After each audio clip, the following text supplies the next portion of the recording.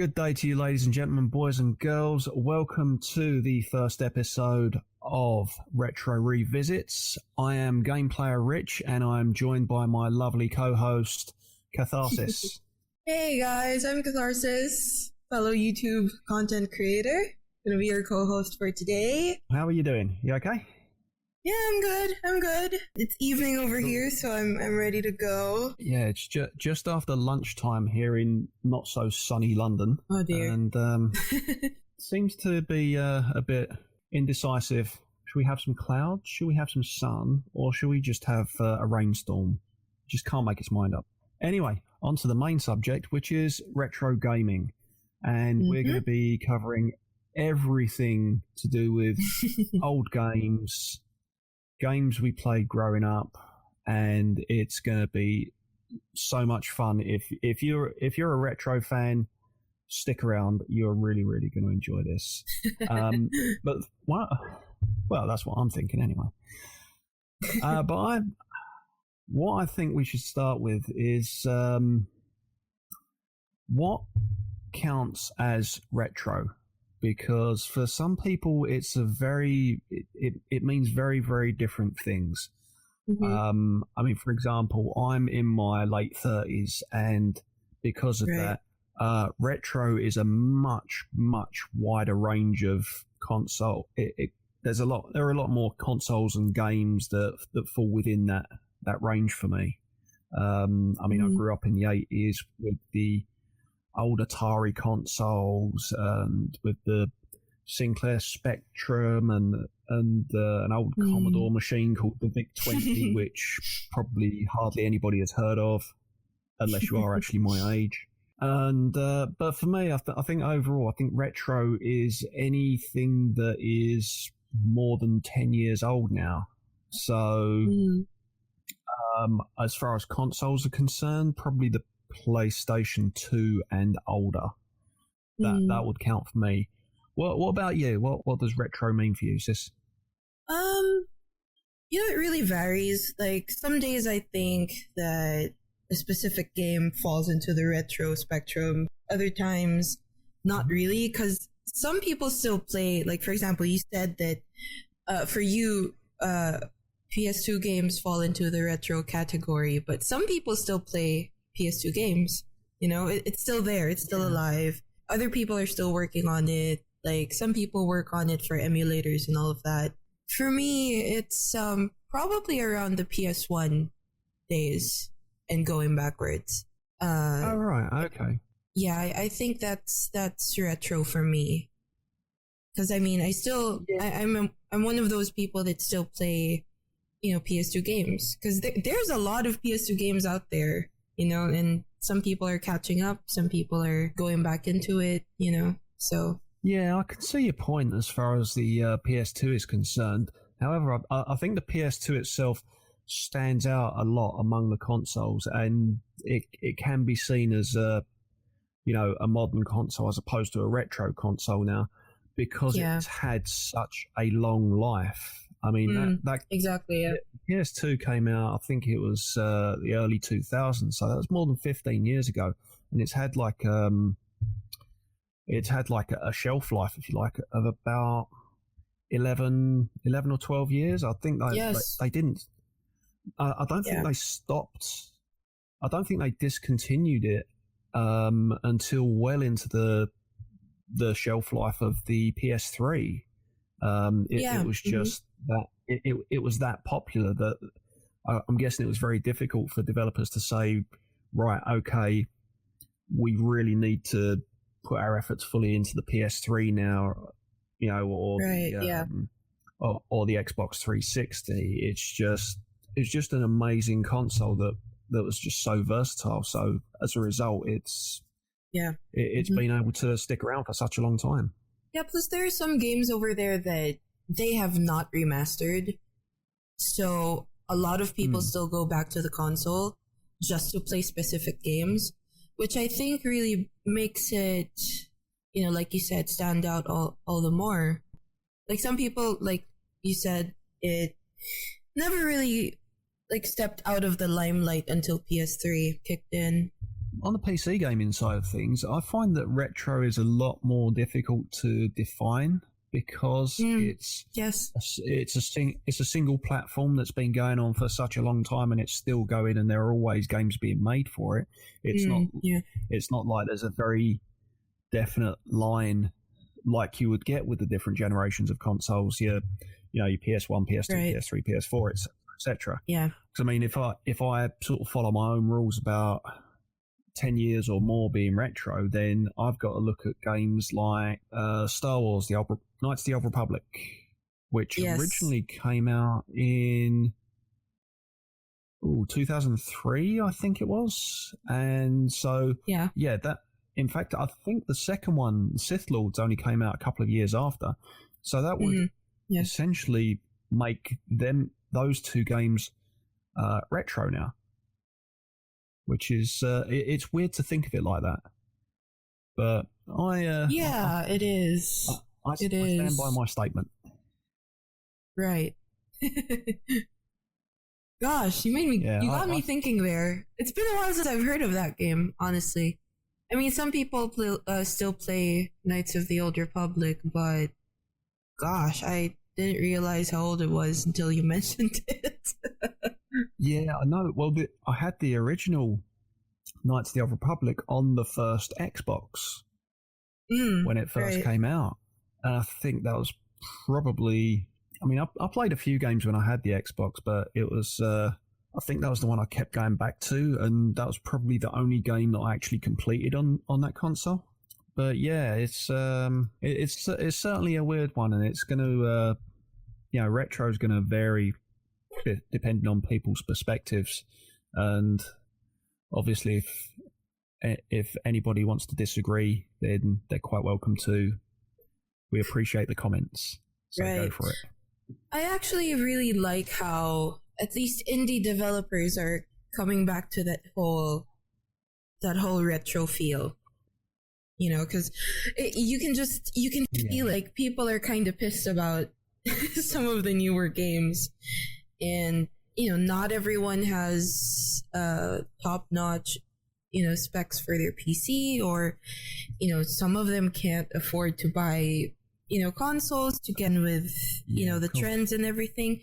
It is good that the indie developers some of them are concentrating on recreating that retro feel in some of their games, because as you say, not everyone can keep up to date with always putting in new hardware, always upgrading their PCs, because it costs money, and that I appreciate that.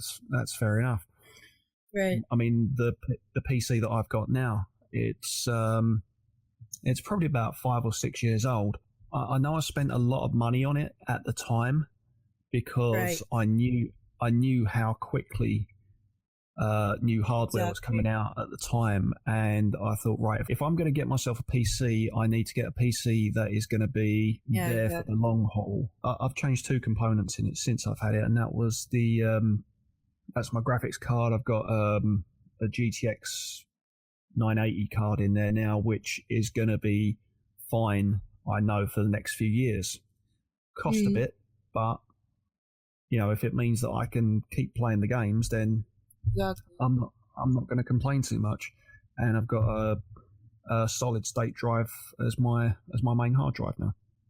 Yeah, that's always a good choice. I think at this point it's practicality and investment. Oh yeah, definitely. That's becoming that's becoming a priority in terms of entertainment. It's not just with PCs or gaming or anything like that. It's everything involves tech already. So we're so reliant on tech. It's crazy. Yeah. So you really do have to be. Yeah. So you really do have to be smart about where you're dishing out your money.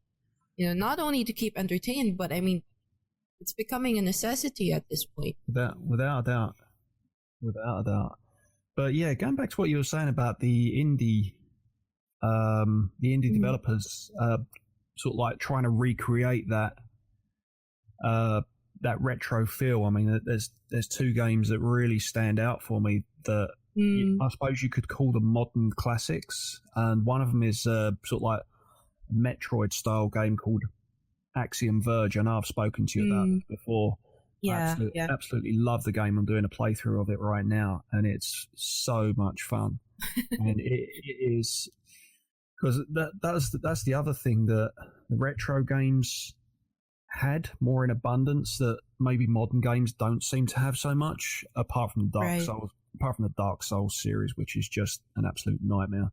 And that is bringing a well-balanced challenge to the game without making it so difficult that you're just going to scream and shout and rage quit at the end of it. But yeah, it's a well-balanced shooter. There's a steady learning curve. It's quite a long game as well. It's like a 15-hour. If you're looking for first time playthrough, you're looking at about 15 hours to finish it up. Probably more if you take the time to go and pick up all of the power ups and things like that. But the whole sort of like appearance of the game on screen and the music and the sounds, it's like playing an old 8-bit or old 16-bit console game. So much fun. And then the other one, which I think everybody knows about, I just heard recently that it's past 1 million copies sold, and that's Stardew Valley, which is another almost everybody that we know loves that game. Love it a lot. Oh yeah. Again, that's another 16-bit style game. It works on the sprite basis rather than the polygons, and there's just so much to do. Much. And what also sort of like harkens back to the old days of gaming and game development is that the game was put together from start to finish by one person. Yeah. It was just one person doing that. These days, when you get your AAA studios with your teams of 100 or teams of 200 people, and each one's working on a particular piece of art or a particular level or a particular piece of animation, and you got this one guy. I think the studio name he's got is Concerned Ape, I believe. I'll have to double check that. But I think it's Concerned Ape, and he's just done the whole thing from start to finish, and that was just to sort of like teach himself how to code. So if this is the sort of result he's come up with from learning how to code, I'd be very interested to see what he can come out with in the future. It'd be absolutely amazing. It is good to have some of those retro style things brought into the present. Yeah, that game honestly made me so hopeful. I mean, I was very doubtful about Stardew Valley when I first heard about it. And then people were raving about it. They were saying like, oh, it's such a big throwback to Harvest Moon. I'm like, well, I used to play Harvest Moon, but I don't know if I want to play this. And then I saw Tainted Cain actually stream that game. And he kept telling me, sis, you have to get this game. You have to get it. It's really, really good. So I gave it a chance, and I have fallen so deep into that game. Yeah. I reached level 120 in the mines. Oh wow.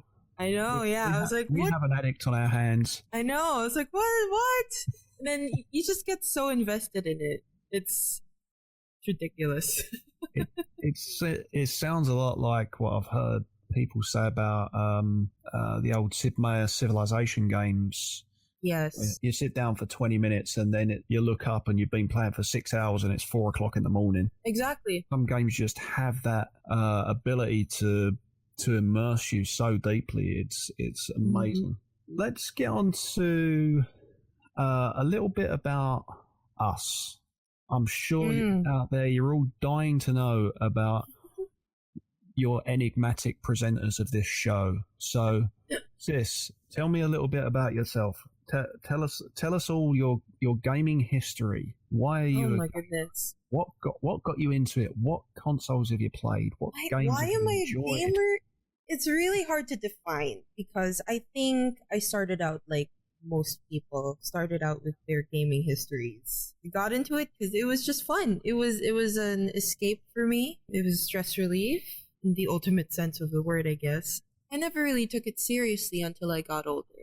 Because it was then that I realized, like, games are just the best form of storytelling. And I'm a sucker for good stories. Oh, I'm with you there. So, yeah, so that's basically it. No, I didn't realize the impact that games could make until, like, my teens or so.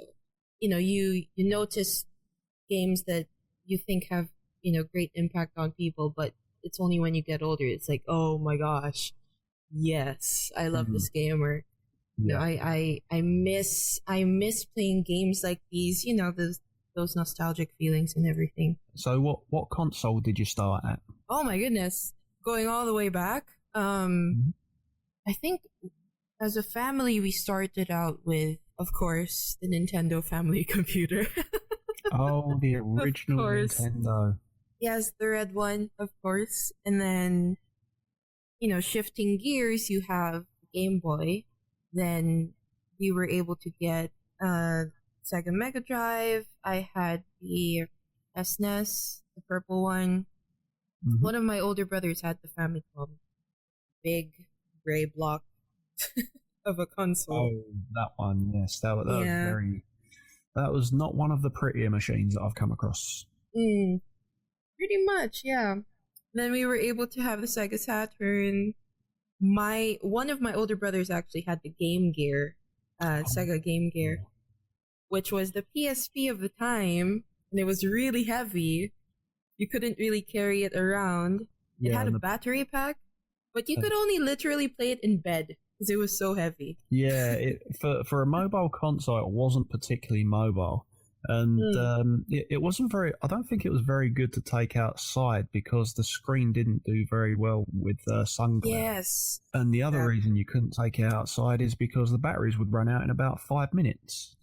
Exactly. For all of the promise that it had of being like a, not just a mobile console, but a mobile console with a full color screen. It was a great concept. I just think it was very, very poorly executed. It was incredibly bulky. I remember the last game that I played on that. I think it was a soccer game or something. Whenever I'd borrow it, it just felt like you had this hollow block on your lap. That was how heavy it was. Yeah, I think you probably needed a regular gym membership to be able to play that console. Exactly. Get some bicep curls going on, and once you're out of the gym, you'll be able to lift the Game Gear without any problem. Kind of makes you wonder, like, I wonder if Sony actually was able to go back and look at the design for that and take inspiration for PSP. Because, I mean, the design is kind of similar, right? Yeah, true. Yeah, it is quite similar with regards to shape, as in, having the screen in the center and the controls either side of it. So yeah, there's certainly that similarity. There's also the similarity in that the earlier models of the PSP also didn't do well with sun glare either. It's true, yeah. Very true. So yeah, must have taken inspiration from the Game Gear there, without a doubt. When you actually think back to all of these old consoles, you kind of notice a certain trend between them, even if they're like, as we've just said, you got the Sega's Game Gear, but then you've got the Sony PSP, and there are certain comparisons that you can definitely make. Absolutely. Okay, so what happened after the Game Gear? After the Game Gear, there was we were able to get Sega Saturn along with that, and then we went up. We got PlayStation 1, then N64, and then it went up to the PS2. After that, as far as gaming history goes, I didn't have a PS3 until very later. Like, I think when we moved here to this new house, like around 2 or 3 years ago. Oh, okay. in my later years, because of family issues and finances and everything, yeah. we had to sacrifice a bit of our leisure time for a number of years. So okay. yeah. So we knew about certain games, franchises and everything, but we never really could play. We've tried a couple of ways. One of my older brothers had a very decent enough PC, so I was able to play games like Dragon Age Origins just to catch up. Yeah, that sort of I guess gaming routine. It was very spotty eventually. Yeah, Dragon Age Origins still the best game in the series for me. I approve. Dragon Age 2, a huge disappointment. Inquisition certainly redeems the series a little bit, but but not the best. It's not as good as Origins. I think Dragon Age 2 was more for consoles. I feel like they built it for consoles. Yeah, certainly feels like that.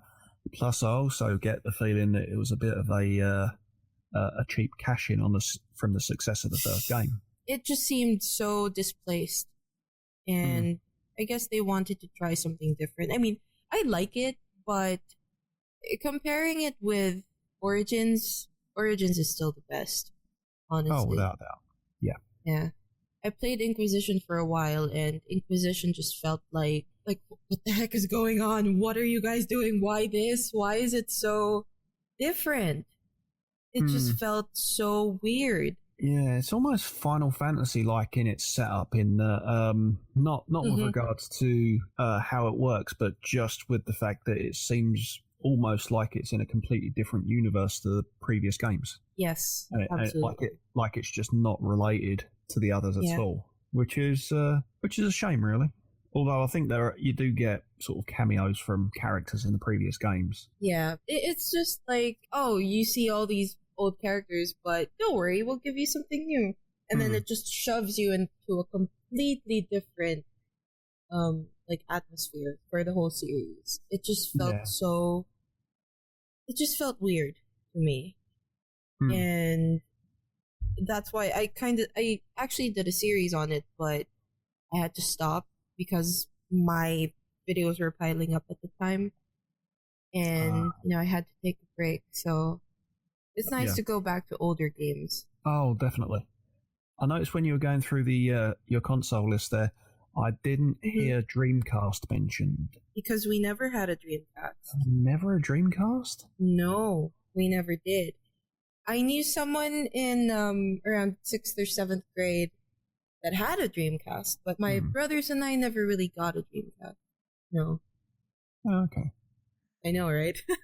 Well, it was a good console, but I think it was very, very poorly marketed. That's why it was Sega's last console, which is a huge, huge shame. It is a shame. But yeah, so I had the Dreamcast, but I would have to go way, way back to the early 80s for my gaming beginnings. Ooh, something. I want to hear that. Well, you asked for it. Yes. I started with something called the Commodore VIC-20, which was... It basically looked like a giant keyboard with all of the computer components inside, and you would connect it up to your television set through an old style sort of aerial lead. The games on there were simple, to say the least. There was like a Commodore version of the arcade game Frogger, which rather than involving jumping on logs and things like that, it involved crossing busy traffic. Right, yeah. Hopping on trams, or what looked like trams anyway. They may have been logs as well, but I think because of the technical capabilities of that machine at the time, they didn't look like logs at all. It was definitely a clone of Frogger, though. I mean, they called it Hop It, so stands to reason. That would explain it. Yeah, that would certainly explain it. And there was a game called Race where they would define the difficulty level by increasing the frames per second. Mm-hmm. So it would seem like everything's moving faster, because you would control what looked like a Formula One racing car, and there would be a whole load of cars coming down from the top of the screen, so your car's not moving, and you'd use the slash keys on either side of the keyboard to move your car left and right to dodge in between these oh my god, these cars that are heading down, and they'd sort of like move down towards you one frame at a time. So it'd be step, but it'd be really, really slow. And then as you got towards the end of that level, they would increase the frame, so it'd be step, and then you'd have to your reflexes would have to improve, otherwise you crash into the other cars. For the time when I was like, I must have been about 5 years old. Right. It was incredible. I'd get home from infant school and I'd be like, I want to play on the Commodore. I want to play race. I think the most frustrating thing about the games were that you would actually load them via a cassette tape. Like the old style music cassettes. You would load them off of tapes like that. Oh wow! You'd type in something on the keyboard, the word load. You'd press the enter key or the return key, and it'd say, "Okay, press play on tape." Your cassette deck would actually be attached to the would be plugged into the computer keyboard. And so as soon as you press the play button, it'd say, "Okay, loading," and then it'd say, "Found whatever game it's located from loading." It would say, "Right, found race." Afterwards, it would come up underneath loading, and then oh my god, that's interesting.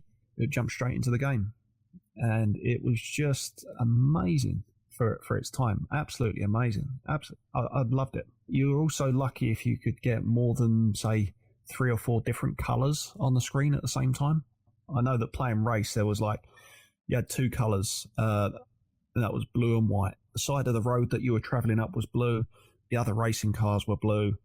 The background of the screen was white, and it was just so incredibly simple, but so much fun at the same time. So interesting. Oh my goodness. It was crazy. Absolutely crazy. Loved it. I've actually still got the machine, and it still works. You still have the tapes? Not anymore. Still got the tapes. Still got the whole thing. It's over at my mum's at the moment. I started to recollect all of the old consoles and computers that I had. Went over to mum's, and I climbed up into the attic there. The computer was still there, along with all of the attachments, all of the tapes. It's been up there for 20 plus years. The roof of the house has leaked a couple of times, so there's probably all sorts of problems with moisture. There's no way that it could possibly work. So I brought it down out of the attic, plugged it into an old TV. It works. I was amazed. Did you have to clean it after that, or you just left it as is? I left it as is. I haven't been. The thing is, I want to bring all of my old games machines over to where I live now. And when I know I'm going to be able to do that, when I know I've got somewhere to put them, then I'll clean everything up. What I know in the meantime is that it all works. You know, I mean, I'm not going to clean it up and make it look all pretty with the intention of selling it, because I'm not going to get rid of them. I'm not going to get rid of any of those machines. From the Commodore VIC-20, we moved on to, or we may have had it at the same time, it was the Atari 2600, which was the first console that we had. We would play such amazingly simple games as Centipede, Spider-Man. There were some very simple versions of Star Wars games, Empire Strikes Back, Return of the Jedi. We even had sort of like circular paddle type controllers for the Atari, so we could play Breakout as well. That was great fun, especially where you could change the difficulty level in the games by flicking a switch on the back of the console, and it would make the on-screen paddle smaller, so it'd make things more difficult. To this day, I would look at something like that where you actually adjust something on the console to change something, the difficulty or something like that in game. To think of that being, something that could be done technically way back in the 80s, that's an amazing piece of, like technological wizardry for its time. Then there was the Sinclair Spectrum, which was the equivalent. It was a rival to Commodore's Commodore 64. Now it's when games started to become sort of more of a thing with regards to the Commodore and the Sinclair machines, and it was almost like they were trying to match what was in the arcades on the hardware side of things. So the games were starting to look pretty good. They hadn't quite matched the quality of graphics and sound and the whole mechanics like what was in the arcades at the time, but they were getting very, very close. I think that was when Sega and Nintendo came along with their consoles. That was when things really started to pick up with the home gaming side of things. Because I had the Master System 2 with Alex Kidd in Miracle World as a built-in game, which was Sega's rival at the time to Nintendo's Super Mario. I also had the original Nintendo, that big, ugly, white and grey box thing. Yes. I've seen the original Nintendo, the original Famicom, the way it was built, and it was such a sleek design. So I'm wondering whose idea it was to turn it into the ugliest thing possible. I just don't get that at all. So there was the Master System, then there was the Nintendo, then I went on to the Super Nintendo, complete with Street Fighter 2, and that... Yes, exactly. That was exactly like the arcade game.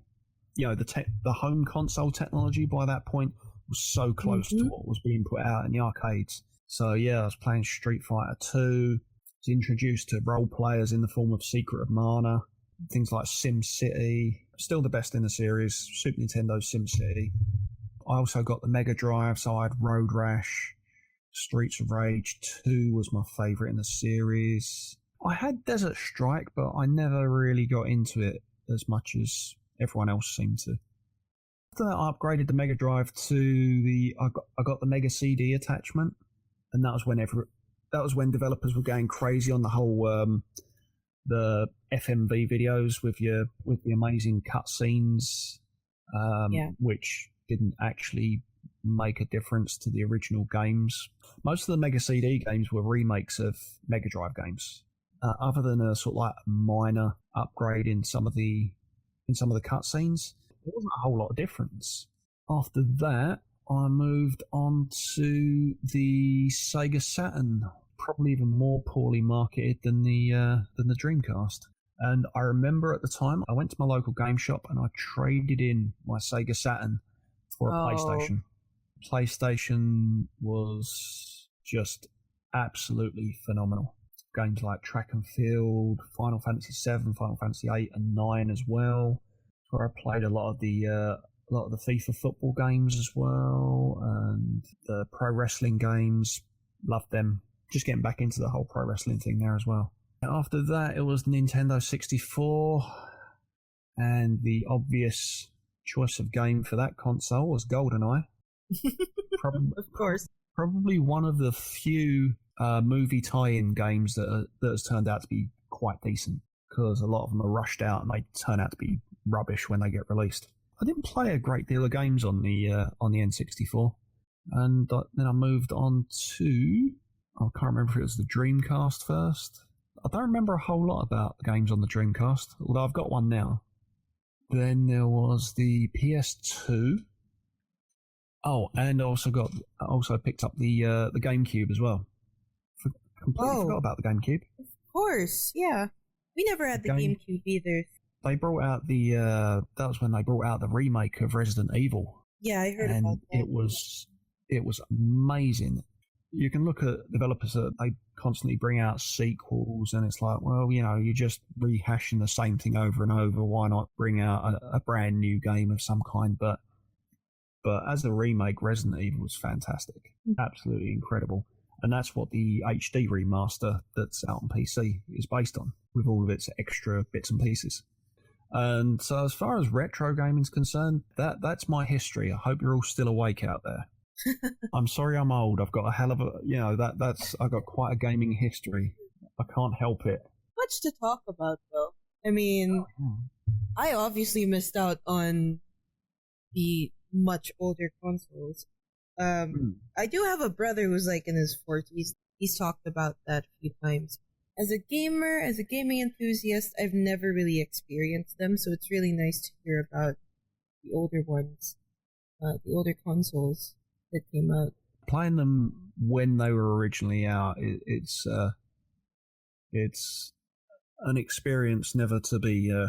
It's not something that you can really recreate. If you were to sort of play, basically, if you played the Commodore VIC-20 or if you played the Spectrum now, I don't think you'd have quite the same sense of awe and wonder as I did when I was like sort of 7 or 8 years old when I first played it.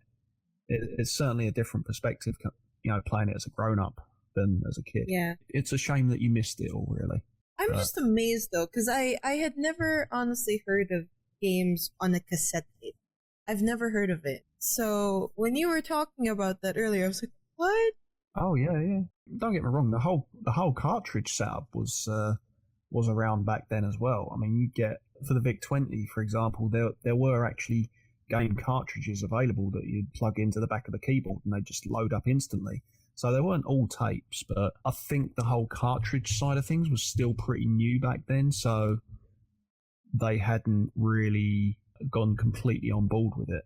Yeah, hence the reason, I mean, the VIC-20 was the first. I mean, there was still the Commodore 64 and the Spectrum. They still stuck with the tapes for a while, but eventually they changed over to the whole floppy disk setup. Right. Oh, floppy disks. Yeah, just so they could sort of store more on there. I miss those. Yeah, so do I. Oh yeah, that was the other machine that I got. Although I didn't have it at the time.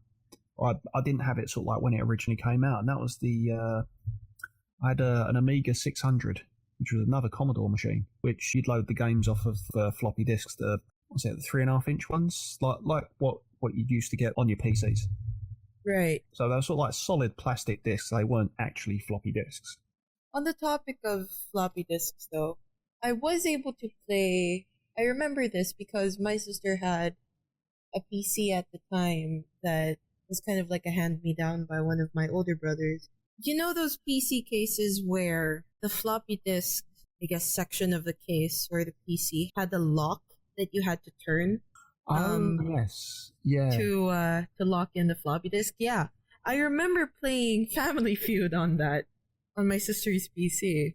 Oh, right. Yeah, I think that was the, they're the 5.25-inch floppy disks. Yes, the huge ones. They weren't like on springs. You would slide them in, lock them in, and then just sort of like pull the thing out afterwards. Mm-hmm. They weren't like the smaller floppy disks, where you sort of like just press a button and you push it in and it clicks into place.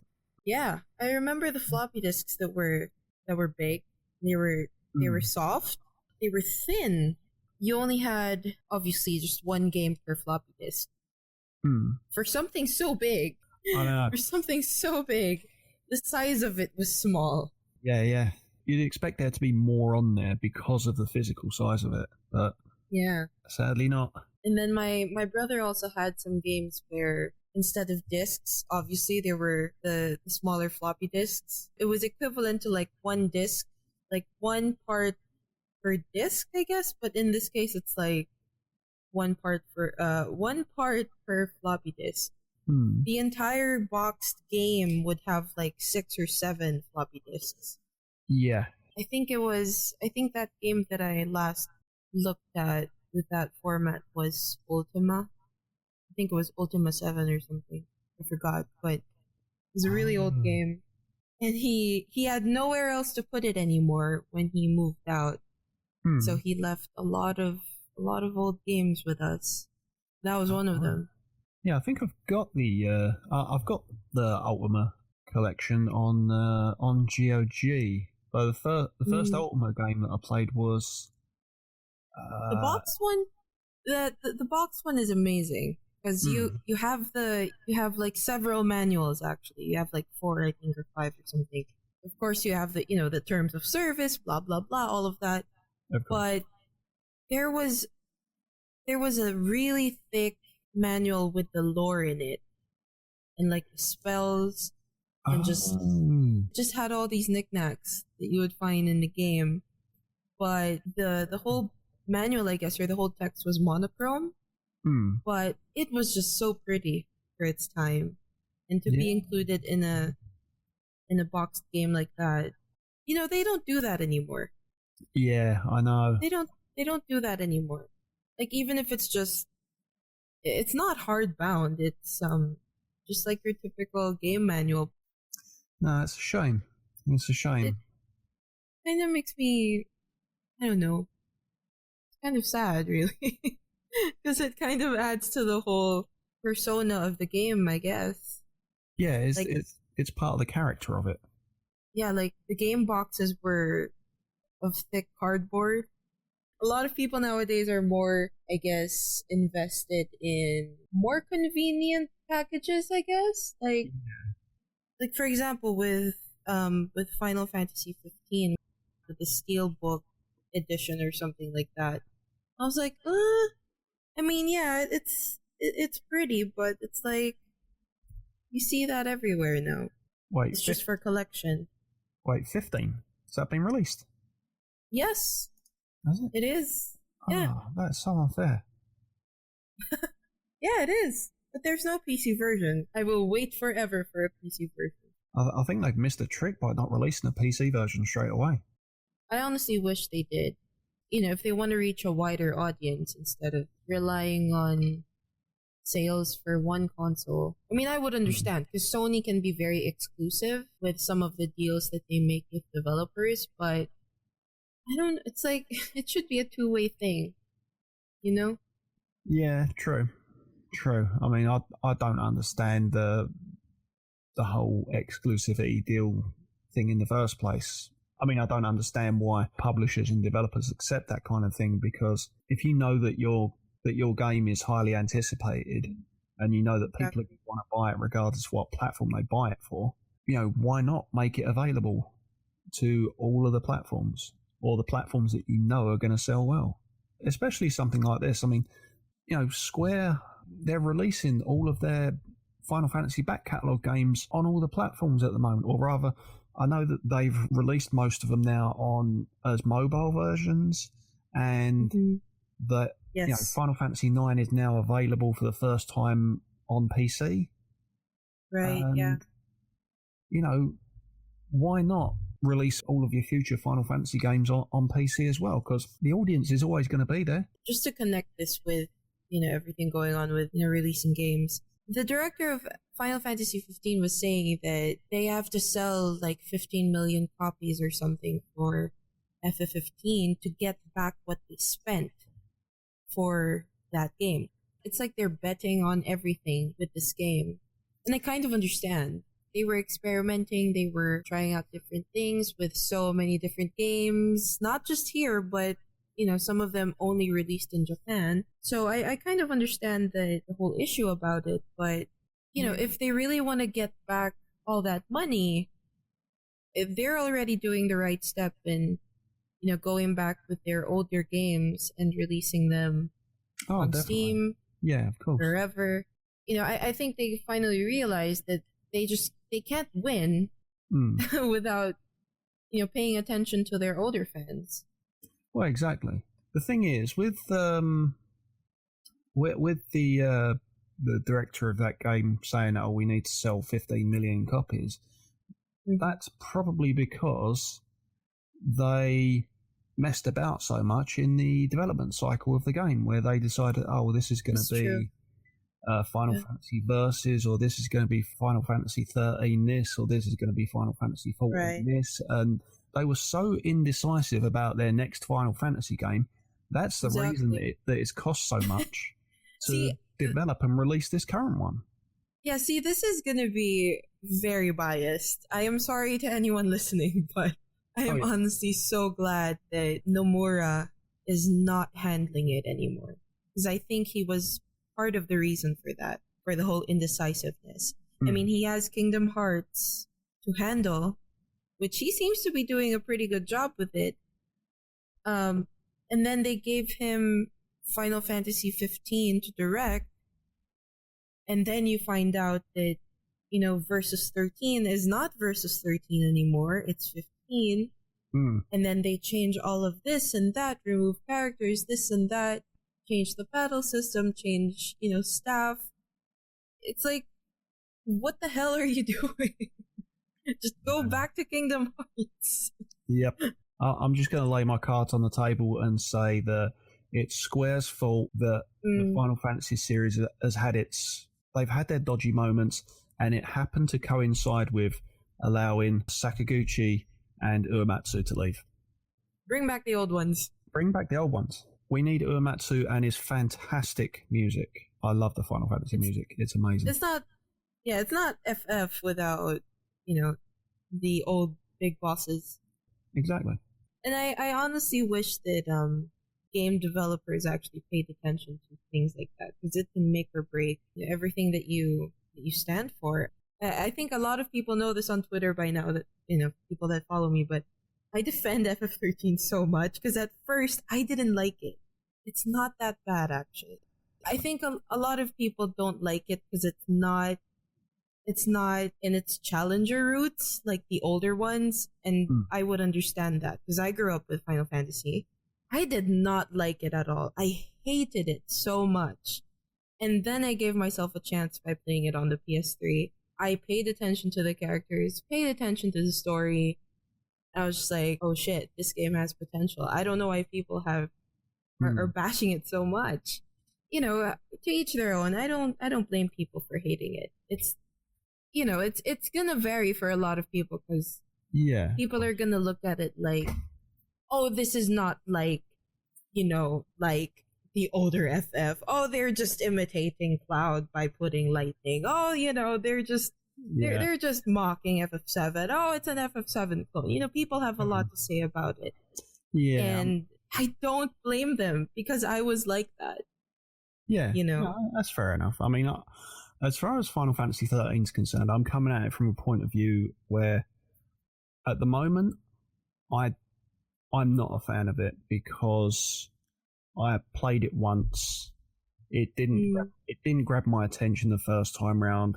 Therefore, for me right now, it's not one of my favorite games. It's not a fantastic game for me. However, I am, when I have the money, when I've got all of the other games that I want to get, I am going to invest in the PC version of it and probably in its 2 sequels as well. And I'm going to give it another chance because it's good. I've jumped to quick conclusions with games in the past and said, no, I don't like it. I don't want to play it. It's rubbish. And then I've come back to it and I was like, oh, I didn't appreciate that before. That's not, Yeah, I mean, I think it goes with any game that is new, that doesn't seem to touch base with games that have been established as iconic. Yeah. It's like foreign territory. You don't know what to expect. You see screenshots, you see this and that. Of course, it's natural to have judgments about it. For me personally, I try not to be critical with games or movies anymore because it's just entertainment. Why the heck would I be so serious about it? Yeah, just accept it for what it is. It's just there. If the developer wanted to make it that way, there's nothing I can do. No. It's there. Unless it's still in production, then I can't say anything. In the gaming industry, people are more, I guess, attentive to details. It's really hard to say because each company is very different in terms of principles, I guess, with their image of entertainment or whatnot. But I'm still hoping that, for example, with indie games or indie developers, they're going back to a retro gaming type of atmosphere, I guess, with their games. Yeah, then you have the newer games that are slowly paying attention to their fan base. And then you have these legacy companies that they're just realizing their actual, I guess, potential with delivering entertainment. I really hope that all sides of the spectrum, not just the developers or the companies or anything, but us, the fan base, the communities. It's just great that, I guess slowly people are kind of waking up to better things, I guess. Yeah, that's true enough.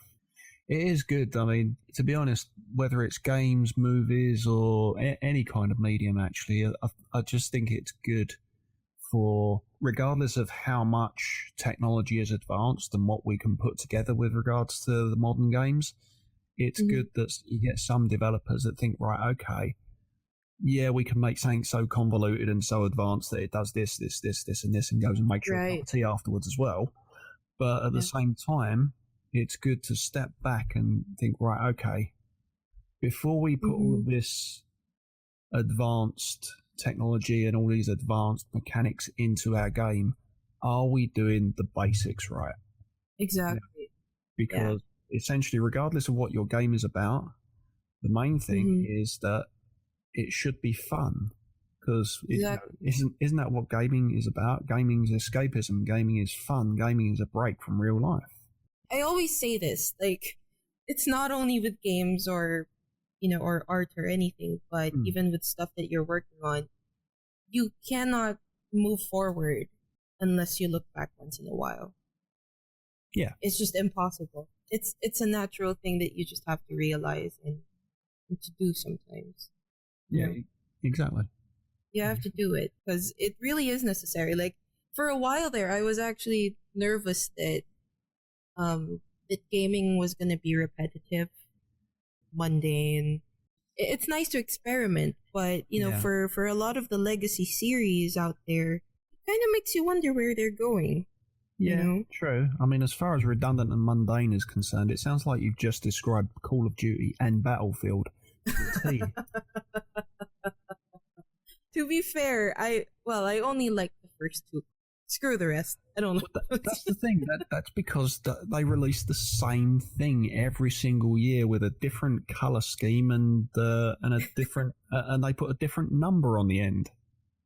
Like a different timeline, though. Yeah. Well. Yeah, I don't play those anymore. No, I've played a couple of them, and I'm like, I didn't even realize I was playing different games. I thought I was playing the same game. That's how ridiculous it is. They have these annual releases. I mean, it's not just the Battlefield and the Call of Duty games. You get that with the EA Sports titles as well. They release their Madden games or their NHL or their FIFA soccer and all that sort of thing. And it's the same thing every single year. I actually miss the days when EA was just so focused on sports games. They weren't greedy. They didn't take over companies like Maxis, which was doing fairly well by themselves. I don't know what happened. That's what happens when publishers have too much input. That's all I'll say.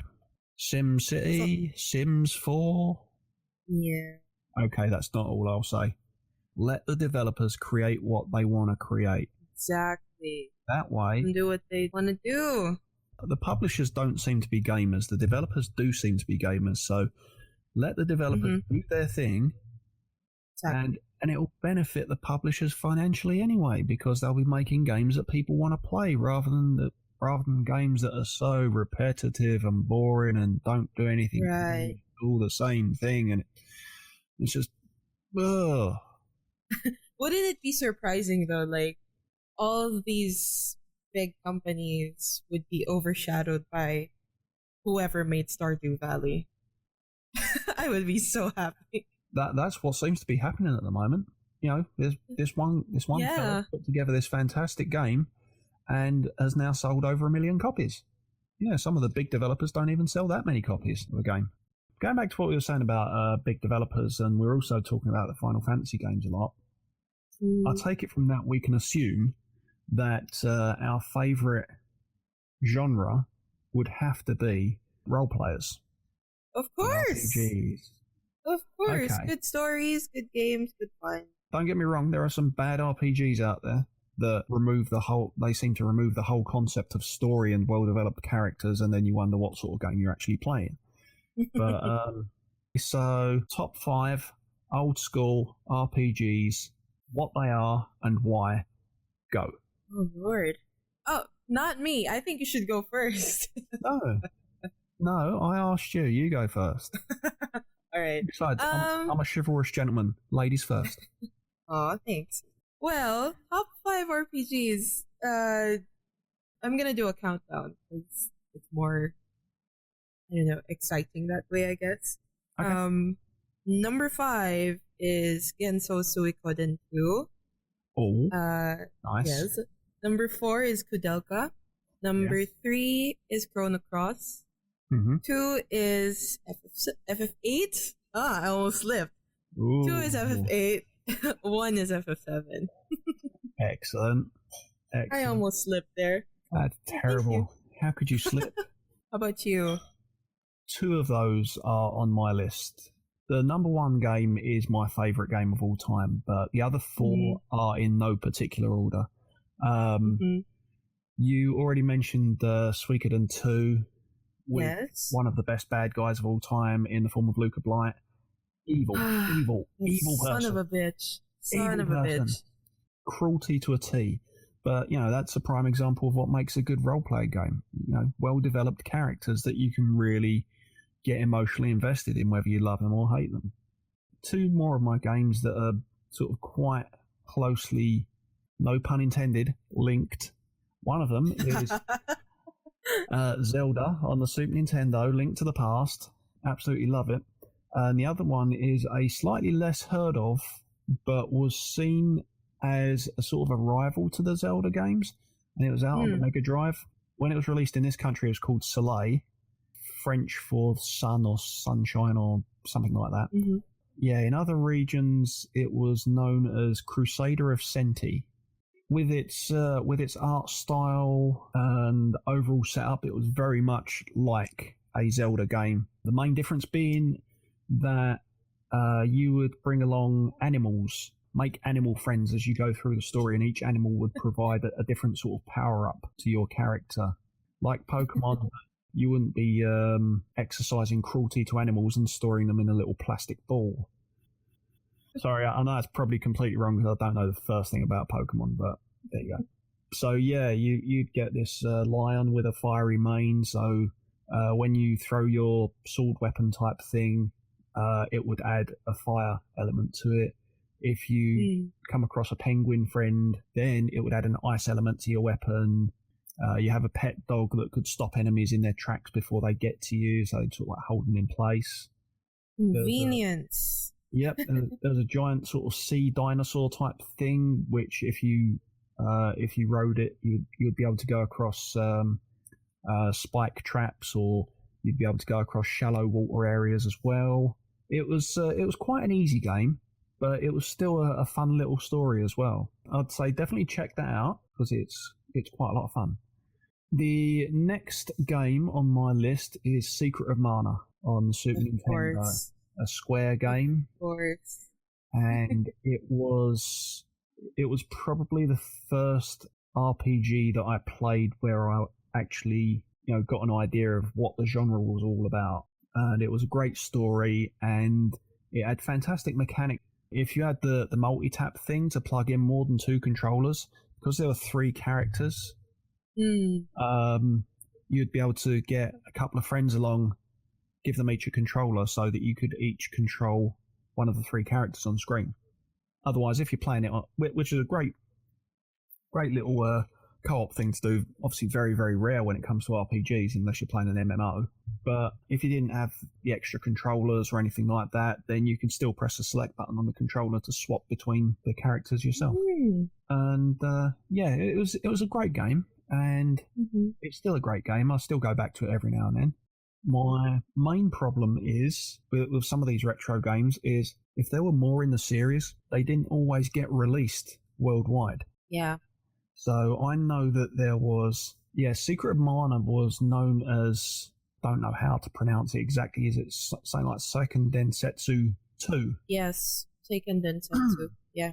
And the first one in that series was actually called Final Fantasy Adventure. But I'm not sure if that got released over here. It might have done. I'm not 100% sure. And then they released a sequel to Secret of Mana 2, which, as far as I'm aware, never got released outside of Japan, which I'm very disappointed about. On to happier things, and on to my favourite RPG, and also my favourite game of all time, Final Fantasy VIII. My first love. It had the sort of more in proportion human-like characters rather than in Final Fantasy VII. The blocky ones. With your big head and your no fingers. Okay, sorry, Barrett. I know one of your hands was actually a machine gun, so that doesn't really matter either way. But yeah, Final Fantasy VIII, it was for me ultimate immersion. In most RPGs, you come across characters that you can relate to and some that are really, really annoying. But I couldn't tell you a character in Final Fantasy VIII that annoyed me in any way. Me too. Yeah. I mean, you got your good guys and your bad guys, and they're very clearly defined. And I think that game actually was very good at explaining how a bad guy was a good guy. Yeah. You know? Yeah, that's the one thing that I really love about that game. Because you think it's just a basic sense of good and evil, but it's deeper than that. You know, there are reasons for everything, and teens do this stupidest stuff sometimes, but there's reason for it. Yeah, I mean, that was the good thing. All of the characters had a backstory, and not just a backstory, but a believable backstory to go with it. So, you know, you could look at where they all came from and think, oh, yeah, of course, that could happen. Based on their current personality in the game, you could say, oh, yeah, I can see how they could develop into the sort of person that they are now. And it all worked. It all really, really fit together. And it was one of those things. It's like when you read a book and it's described as a page turner, in that you want to keep on reading, you want to see what happens next. And Final Fantasy VIII is that. That's the ultimate game for me. And the whole issue about, I mean, the political strife in that game was just amazing. Everything was so fluid. Like the whole thing with Dale and Galbadia and then Trabia being bombed. I was like, oh my god, shit. It was just so fluid. And that was what made me fall in love with that game. Everything about it was real. You know, like it was just set in a different world, but the instances, like, you know, there are transfer students and there are orphans and there's war going on. You know, it's real. It's real stuff. Yeah.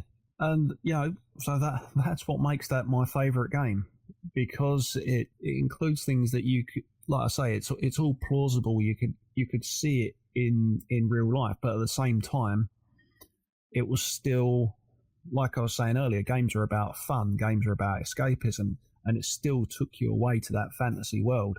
Exactly.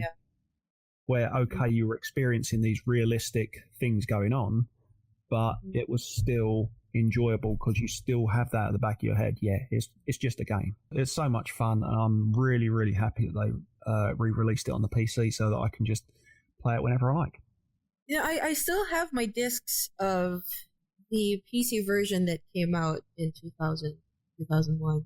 I still have the discs for that, and then I still have the discs of the soundtrack. And then I don't know who took my Griever necklace. I used to have a Griever necklace, and I saved up for it a long while back. I was still in grade school with my allowance. I know. I wanted the rings so bad, but the rings were just not available here at the time. Only the Griever necklace. But I don't know who took my Griever necklace. I hope something comes to bite you in the ass.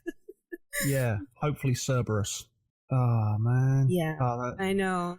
Yeah, I had the PC versions of Final Fantasy 7 and 8. They were like the big box versions. Yes.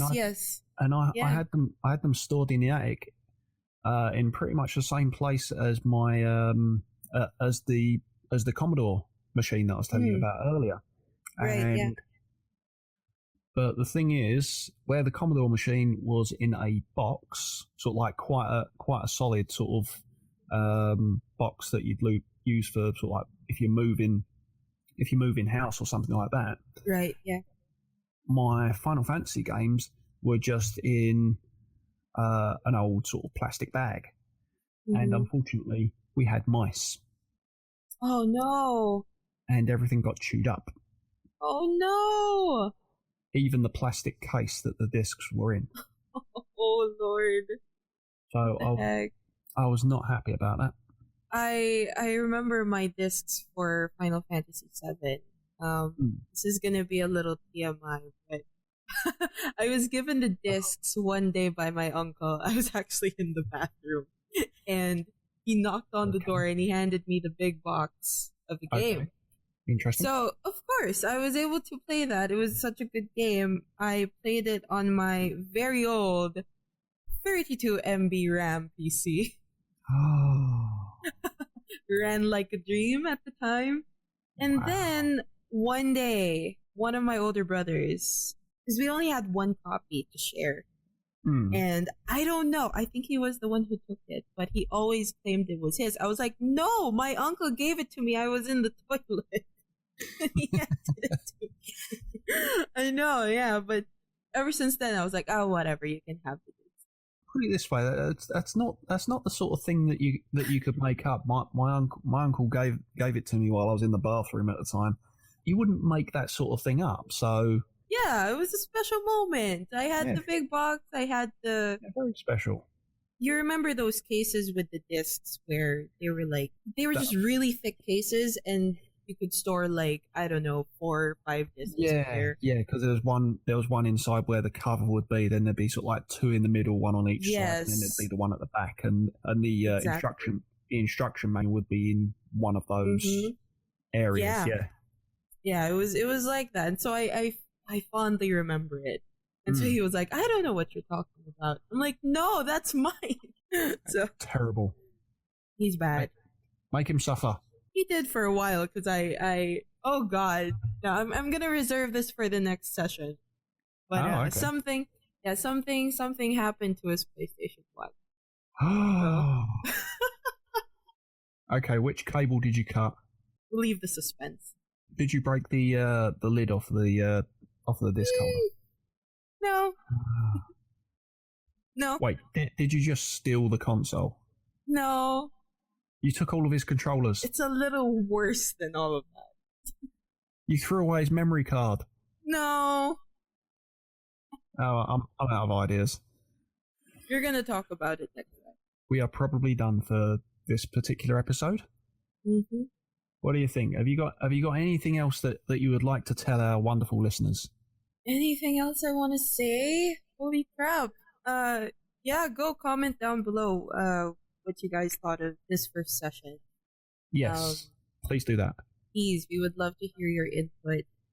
And constructive criticism only, please. Yeah. Well, this was the first episode of our Retro Revisits podcast. Hope you've enjoyed it. If you did, feel free to let us know. If you didn't, feel free to let us know why not, but be reasonable. I appreciate it. I've been Game Player Rich. I've been joined by Catharsis. And we will see you soon. Goodbye for now. Bye, guys.